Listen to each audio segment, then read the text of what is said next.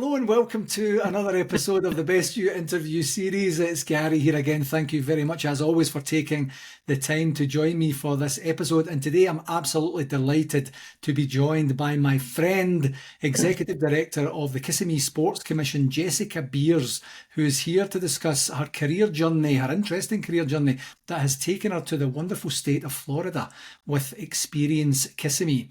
In her role, Jess has oversight of the administration and management of the Kissimmee Sports Commission, which includes pursuing new strategic partnerships on behalf of Experience Kissimmee. Previous to her current role, Jess served as a leader in sports, entertainment and transportation industries. Her past positions include Brightline Trains Florida, Tampa Bay Buccaneers, Orlando City Soccer Club and Dr. Phillips Centre for the Performing Arts. Jess graduated magna cum laude, which I discovered this morning through a Google search, with great distinction, with her Master of Arts in Early Childhood Education from Concordia University, St. Paul, and currently resides in Central Florida with her lovely wife, Gina, who I had the pleasure of meeting not so long ago when we were together for the NARSA convention in Kissimmee in Florida. Jess serves on the Howard Phillips Centre Community Leadership Council and is an active member in the Central Florida WISE, which is the Women in Sports and Events chapter. Now, here's a wee bit of a personal story from my perspective. Jess and I probably go back now, I imagine, a couple of years when the partnership was being established with Rangers Football Club and Experience Kissimmee. We had an opportunity to chat in the early stages. That then became the opportunity to partner on the NARSA, the North American Rangers Supporters Association convention in 2025. And we had a bit of a journey together to get that event organised, to get it off the ground, including all the preparatory work, all the preparation, all the support that was required. It wasn't an easy convention to organise from all parties' perspectives, but we managed to pull it off. It was a fabulous event, and the support that we received and the camaraderie and the patience and the understanding, specifically from Jess and by extension from her team, was so greatly appreciated. I was going to say so greatly experienced. I guess it probably was experienced as well. Play on words. Yeah, a little bit. Jess, this has been a long time in the making as well to finally get the interview happening. Thank you very, very, very much for joining me. Absolutely. I am honored to be here and help be a part. And again, good friend. Glad we met, Gary. All good work. Me too. Thank you very much. So I did talk a little bit in the bio there about your career journey, from your educational journey and the specialism that you had in your education to where you're at just now. So tell me a little bit about how that journey unfolded to get you to being in the sports partnerships arena. Yeah, thanks, Gary. I got really lucky, I think, to fall into the space in my path. I grew up, I love sports, always played sports, but I really thought I was going to be a teacher my whole life, to be quite honest. And I started in 19, 20 years old working at a after school program. That's not on my resume because it goes back way too far. So I did always start out in the fun space of education. Went to college for many, many years, went to school, took some time off, went back to school, and ended up getting my master's in early childhood development. And so, and it was an honor to honestly go through one of the inaugural online programs, I think, in school at Concordia University. I was from Michigan, traveled into Jacksonville, Florida, and stumbled across this online program. And so because of my passion for education, so I finished, ended up, working at one of the largest childcare centers in the nation out at YMCA at Disney. Loved it. Thought maybe I'd retire there or stay in teaching. And by some stroke of faith, I ended up falling into positions after teaching with Coca-Cola and Powerade, and which made my way and kind of laid the groundwork for sport and entertainment experience. That took me to the Bucs in Tampa. And then by way of Tampa, I moved in and took a job at Orlando City Soccer Club, one of the 21st team in the MLS. So an American sport lover. I didn't know anything about soccer, but I grew to love the sport, and every position has taken me to the next one. So yeah, I'm really thankful, super grateful, and I just continue on the path. Yeah, yeah, absolutely fascinating. Do you see any similarities at all between the education that you received about the education industry and the sports industry? Are there any commonalities that have served you within both?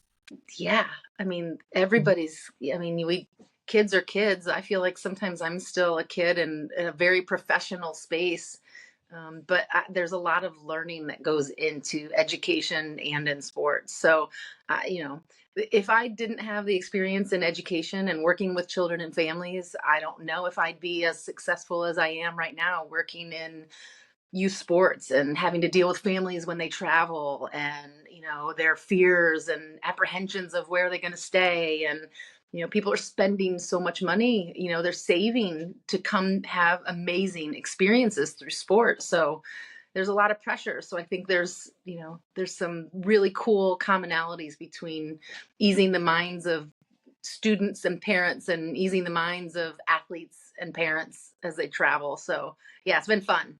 Yeah. And in terms of the roles that you've performed with the Buccaneers, with Orlando, now with the commission and such, how prevalent is it that you would have a female in the roles that you've performed? Has there been some sort of pioneering involved there, or is there if I could say, like almost like a niche of, oh, and there's lots of women in sports, but they only Mhm. do this sort of thing? Yeah, it was hard. I loved. I fell into the strategic partnerships, or as known as sponsorship world, a little bit early on. Even in the days where I worked for Coca-Cola, there was a lot of sponsorship elements and partnership elements, and as you evolve in sports. And my first professional sports role was with the Tampa Bay Buccaneers. It is a heavy sales position, sales minded position. There are, corporate benefits and corporate revenue aside from your general ticket sales that has to be, produced Yeah. in a revenue generating environment. And so those were always, yeah, I mean, just, back in the time when I worked at in the NFL, and were heavy, male dominated roles. The Bucks were great. They had a level playing field. I worked with really amazing people on the chief partnership side, so there were a lot of really great mentors that helped, from a sports marketing position, and then helped roll me into what was and what is now known as a heavy sales position. So I think there was a lot of underrepresentation over the years. But I don't, there isn't a bad thing I can say about the sports teams I worked for. They were, between the Bucks and Orlando City Soccer Club, they've, kind of paved the way to bring on women in leadership roles. So I feel really grateful for that, because not all professional teams or clubs have that momentum. And Yeah. I would see it in meetings, and I would see it in travel visits. And there were times where I would probably be one of few females in the room. Yeah. But I had great leaders and great male mentors that really helped me understand and navigate a space of underrepresentation. So it's been kind of cool to see the growth, honestly. Yeah, and that's standing on the shoulders of many women that came before you, I imagine, and I imagine also to compound, being one of, if not the only woman in a room now and again, and not having sports as your background, especially in the early part of your career. I've had that in my own project management career where I moved from one industry to another, and there's a snobbery that goes along with that. And it's not gender specific at that point. It's Yeah. just someone saying, you've never been in oil and gas. Why are you here then? And saying, well, I've been in project management for 20 years. I know how to do this. So if you get out of my way and let me manage the project, I'll do that. So, but if I was having that plus, people saying, why is this guy here? Why, like we don't have guys here. It would be distracting quite frankly, Hmm. because then I'm almost in a performance mode to try and, or over trying maybe, and that's probably the better way to say it, is to Hmm. say I'll prove you, and then it becomes more of an effort to put on this performance to show Yeah. people that you actually deserve your seat at the table. Yeah, I'm so competitive by nature. I grew up playing sports. I always, wanted to be the best. Any sort of, Myers-Briggs test or number, what number are you? I feel like I'm an eight. On all these other scales of, leadership and, who you are as a person. But I think by nature, I'm really competitive. But I also really love to work genuinely with existing teams.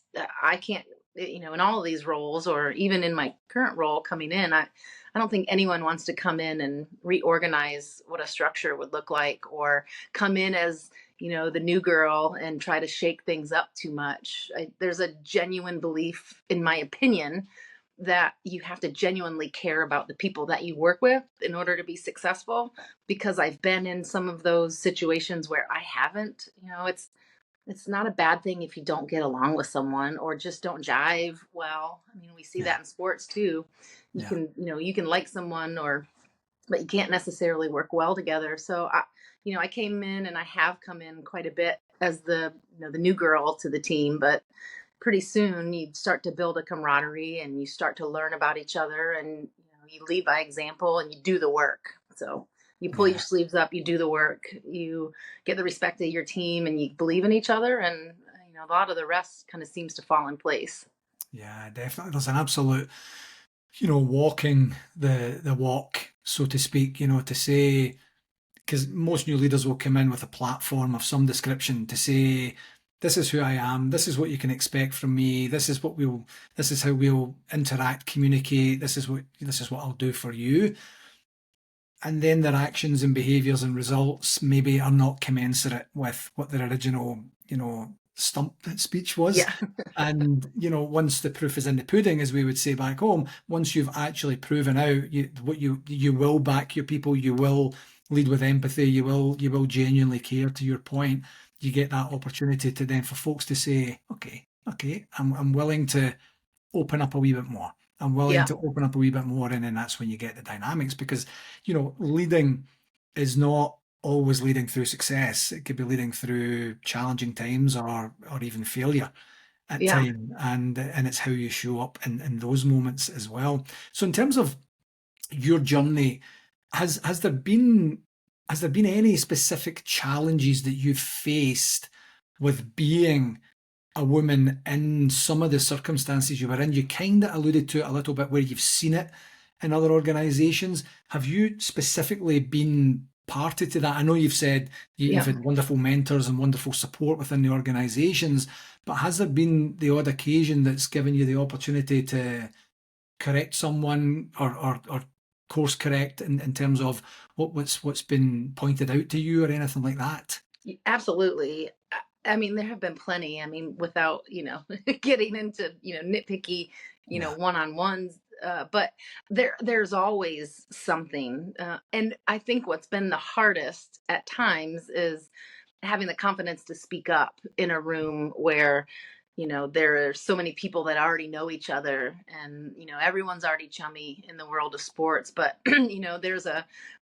there is a level of having to be able to speak with confidence and be able to speak your mind, or talk about your opinion, or have hard conversations and disagree. That was one of the hardest, I think, as I learned how to be a good leader, was to be able to speak up when something wasn't quite right, or the revenue didn't match with what we were spending. I mean, I'm in a commercial revenue business, honestly, and if things don't line up, and the revenue is not outpacing what you're putting out, a lot of times you have to speak up. So there are times where you have to, and where I necessarily didn't, out of fear of being disapproved, or a Okay. disapproving comment coming from someone that doesn't have as much experience. But I worked my way out of that, and that's a tough spot to be in, to genuinely speak with confidence, I remember, I'm in the land of like Walt Disney World here, and Disney often says things. And I heard it once. They were like, you can still put a smile in your voice from like the Disney way, but still put your foot down if you need to. So I think that's sometimes kind of stuck with me on being Yeah. able to speak up on, when you need to. But yeah, that was a difficult for many years for me. I had to really work through that. Yeah. And how did you work through that? Therapy. I mean, no, Yeah. I laugh. Sometimes it's true. I mean, Yeah. everybody does, but I also had to read a lot. And, Right. for someone as hyper as I am, that has to be out in every, sporting event or a lot of meetings, or can't sit still very much. It's, having to read quite a bit helped me gain a little bit of focus. I mean, books like Radical Candor, or other books that are genuinely just fictional stories that help you kind of decompress a little bit. Yeah. That's, I think, being a good reader has helped me also be a good listener, Yeah. and has helped given me a little bit more confidence to speak up in meetings when I haven't quite had that. Yeah. I mean, what it says to me is there's an absolute level of awareness there that whether it's in the moment or fairly shortly afterwards, where there was just that opportunity. It's almost like when you leave a job interview and then you're kind of like, I never told them about I that wish thing, I and would have that said that. that might have sealed the deal, that sort of thing. Yeah. But it sounds like not everyone does that, quite honestly, Jess. And Yeah. and sometimes people are just, if I could say, sleepwalking without being insulting to anyone. They're just kind of sleepwalking, saying it is what it is. That's what the way it is. But it sounds like you had that wherewithal to be intentional about your interactions and to see how they went and to actually have that mindfulness to say, how could that have gone better? What can I do about that for next time? I missed that opportunity now.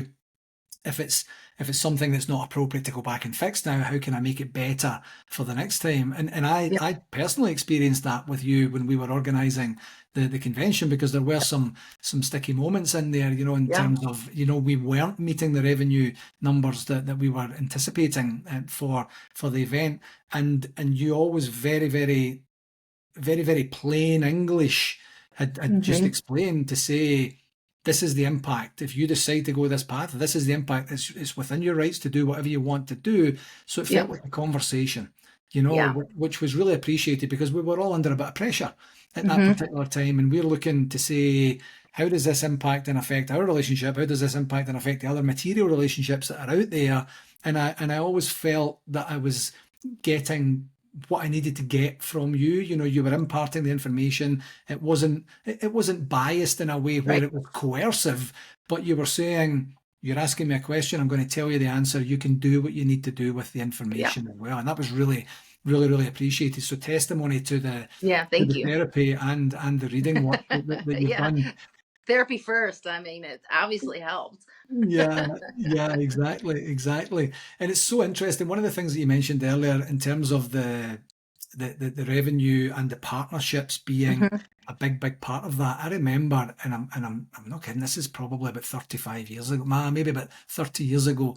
I had a bit of a debate with a good pal of mine, where I was a season ticket holder at Hmm. Ibrox at Rangers, and he basically said, you don't matter to Rangers. And I said, explain yourself, And he said, the season ticket holders, or the season ticket revenues, are only a very small portion of the overall club revenue. I says, I'm aware of that, but that doesn't mean that I don't matter.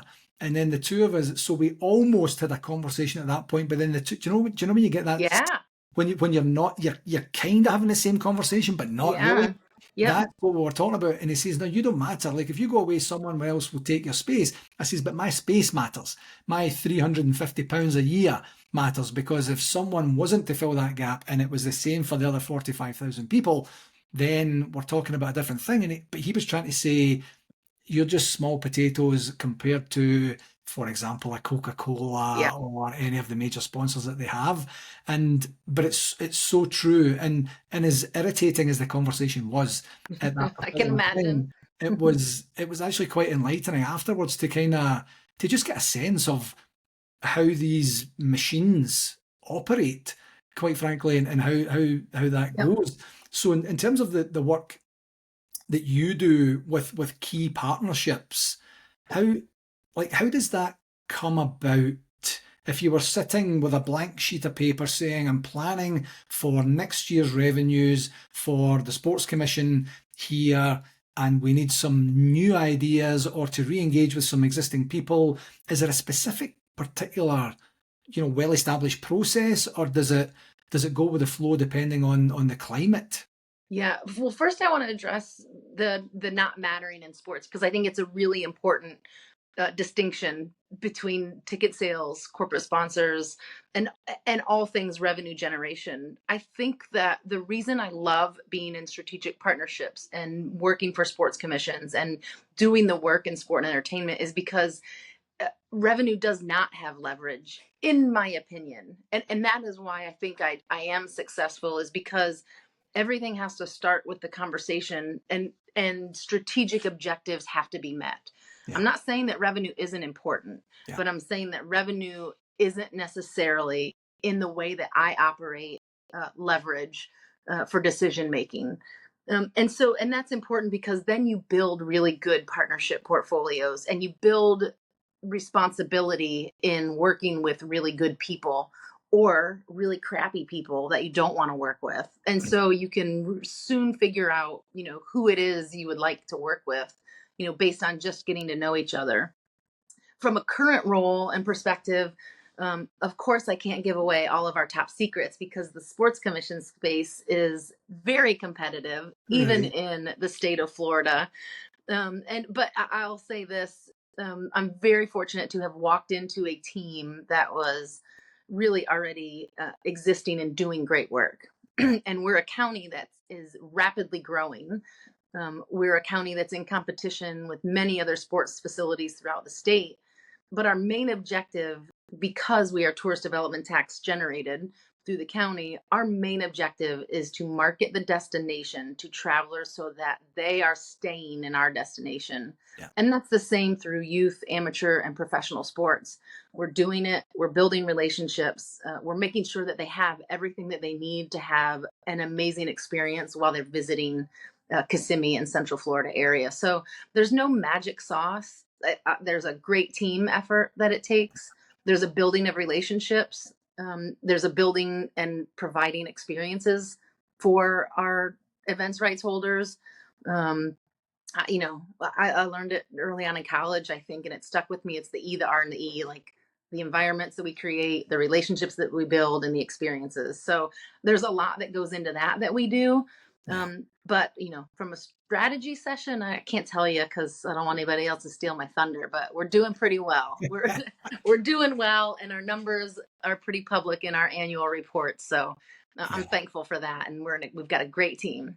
Yeah, I love the way that the E, the R, and the E. I love that as well. I think I would try and maybe adopt some of that going forward. But I was going to say, before you even said the E, the R, and the E, was about establishing a rapport and establishing a relationship and mutual understanding. This is where you're coming from. This is where we're coming from.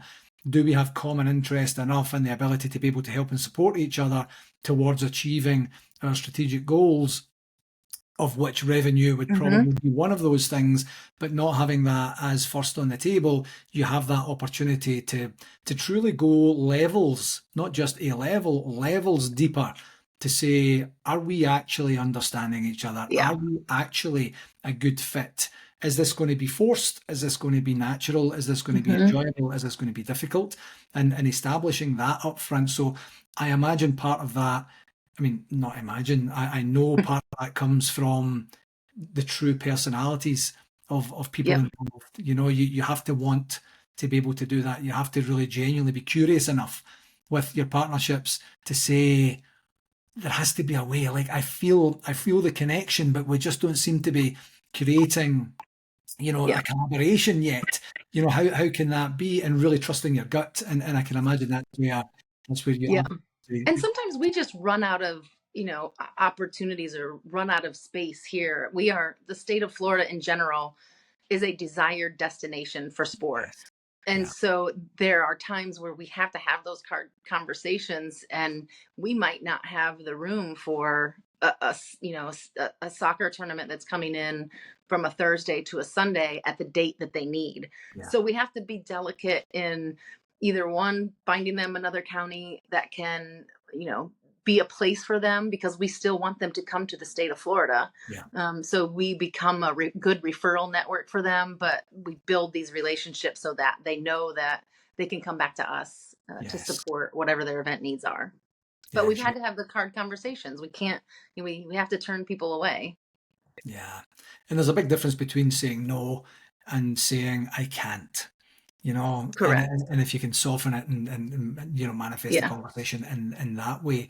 So in terms of your volunteering work, I mentioned the Central Florida WISE chapter. What are WISE all about? What are they hoping to achieve? Because I know that this is nationwide and actually maybe even North American wide. I did a bit of research when we first started chatting about this. But what sort of activities do you get involved in with the chapter? It's great. I hope that they expand a little bit more into Osceola County. It's Central Florida driven. All of the chapters all over, and I believe we're a pretty new chapter here in Central Florida. But Women in Sports and Events has been around as a resource. I don't even know when their inception was, but a great network of collaboration, a great network of being able to lean on support, especially locally. And they do a really great job of monthly, quarterly, annual events and honoring women that do good work in the community. So it isn't always simply a networking event to celebrate the women in business. There are some action items and roles that help in the development and the process and the opportunities to be a really big support. So I like to see the direction of it. It's a new chapter. I'm at, I forget that I'm like at the, older, I'm not like newly into my career, and I still feel like I go into those meetings like, the new kid on the block. Yeah. But there's an active like mentoring role, I think, not just in WISE. They do an amazing job of like mentorship, but mentorship comes in like day to day. I mean, if anyone that you're talking to, it doesn't have to be in an affiliation or a chapter or an event. You can mentor just by the act of doing and just by the act of leading by example. So I love the great work they do. I love some of the founders of the chapter. I've worked with them and the women in many roles, and I think they do admirable things. So I haven't been as active. I'm not going to fib a little. I think I'm putting WISE in there, but I do owe, and I'm saying this to you, I owe them more of my time. So I'm saying that publicly so that I hold myself accountable for being and playing a more active role in my membership. Wonderful. Yeah. You know what I typically find, if this helps you feel any better at all, Jess, is from a volunteer perspective, it's ebbs and flows. You do what you can when you sure can. Is. Yeah.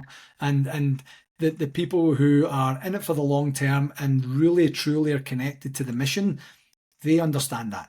Yeah. The people that might be kind of like, oh, there she's back again, finally, that sort of thing.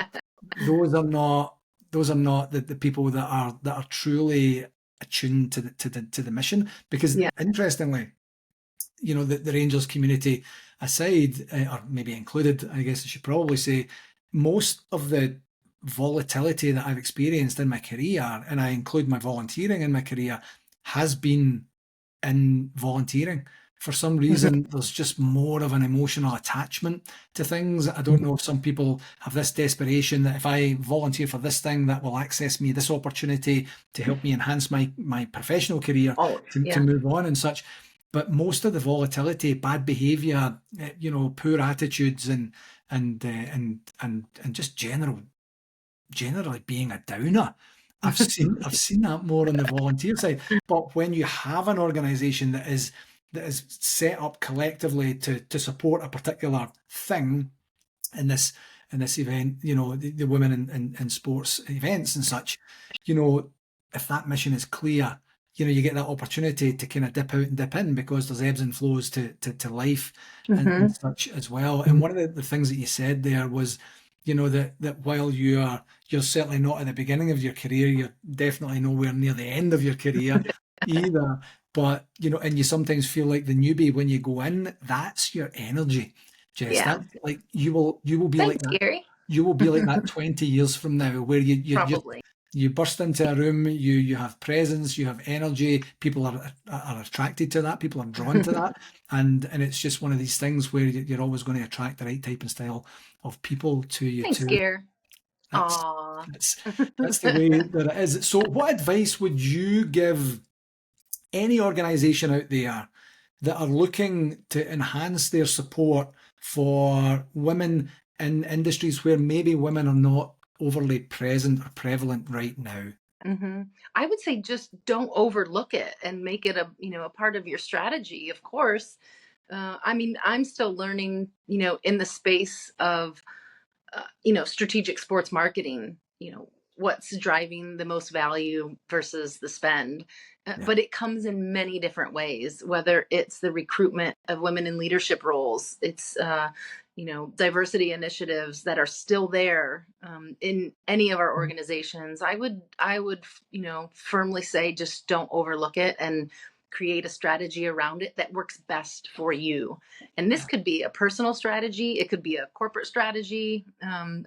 We all try to do what's best for our business, but at the same time, we all, as good leaders, have time to strategically plan. We can be in the present, but we also can be really good strategic planners. So I think that's really important. Yeah, absolutely. Considering your legacy, what do you want to be? What do you want to be known for? What do you want to be in your wake? Do you want it to be destruction and Ooh, devastation, or no. or do you want it to be something more progressive that was more expansive in opportunity? Oh, that is a really great question. It's very hard to ask. It's very hard to answer. It's very humbling because I Yeah. think a lot of people don't know. But I wanted to say I started watching women's college basketball when I was so young. I was, 9, 10, 11 years old. I was going to Notre Dame. I know, sorry to say, but I got to say, I went to a women's basketball game Yeah. in a college town close to where I grew up, and there were 30 people that would come to the game every day and that they played, and I was such a young fan, and I continued to be a fan in women's sports throughout my life. I played early on. I play recreational. I'm still competitive, and and I didn't see a lot of people there aside from those super fans. Yeah. But I see where it is today. And I have counterparts that I've worked with that are now working in the WNBA. I have, collegiate basketball tournaments here in my market that is just mind blowing. Yeah. And so I think that, from a legacy of sports, I don't know what it is yet. I've tried to be a leader that comes in and says, here's, what I want, here's what I'm thinking, but they always figure me out. They're like, you, you're going to get results, but you're going to have some Jessisms and you're going to be a little awkward. And, you are definitely not the, come in with the, stomping your feet and, Yeah. throwing F bombs here and there. If I do, it's more in the light of fun. Yeah. But I would say from a legacy driven in women's sport, just continue to know the growth because I've seen it as a kid with 30 people in the stands, and I am amazed at the revenue and the love of sport that's there. So you can kind of take that with you anywhere, honestly. Yeah. But see, I ramble. So there's another thing. I'm a rambler. No, that's brilliant, and it's such a brilliant example in terms of the WNBA. I joke with friends and family and such to say there was no such thing until there was Caitlin Clark, and it's just to provoke a reaction, but Of course.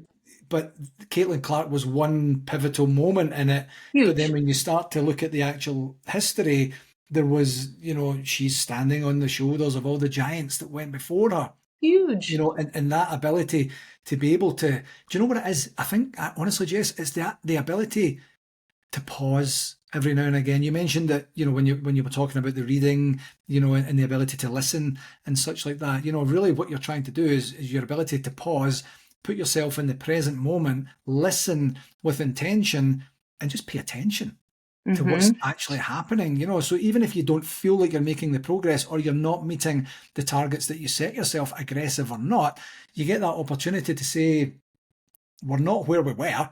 And, we're here. So now that we're here, there's nothing we can do about that. But let's, move forward with this intention and Yep. intensity as we go forward. And Yeah. that's what it feels like the WNBA has done. There's a new soccer league here in Canada as well Mm-hmm. that's just came up. And I mean, women's soccer is just giant. You just the Euros are not long finished there, and each of the games, especially towards the tail end of the tournament, were just Yep. absolutely brilliant Yep. entertainment. Great quality and such like that. Just things take the natural amount of time that they take sometimes, and just Yeah. to get yourself that right to be at the table, that right to be considered when the sponsorships are coming out, or when the network are giving airtime, or whatever that looks like as well. So fascinating take actually. But that Yeah. pause, Love it. the power of the pause, and the ability to Yep. just to glance over your shoulder and say, hey, I mean, that's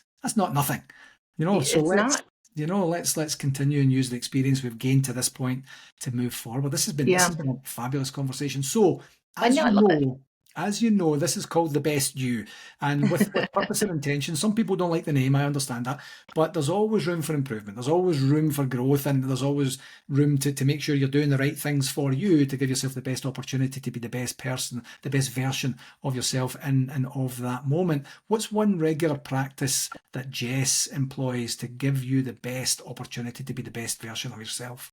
I mean, you said it. I mean, I live by like your personal best. Like, just if you're doing your personal best and you're in this very moment, there's a lot of things that I think a lot of people can't let go of, Yeah, whether it's past or, comparisons or, those things. But I would say be present and, future forward yeah. is honestly, present and forward. Be creative and, continue, just keep on going. Yeah, absolutely. And it's back to what I mentioned very briefly earlier. I completely agree with that. It's understanding how you get distracted.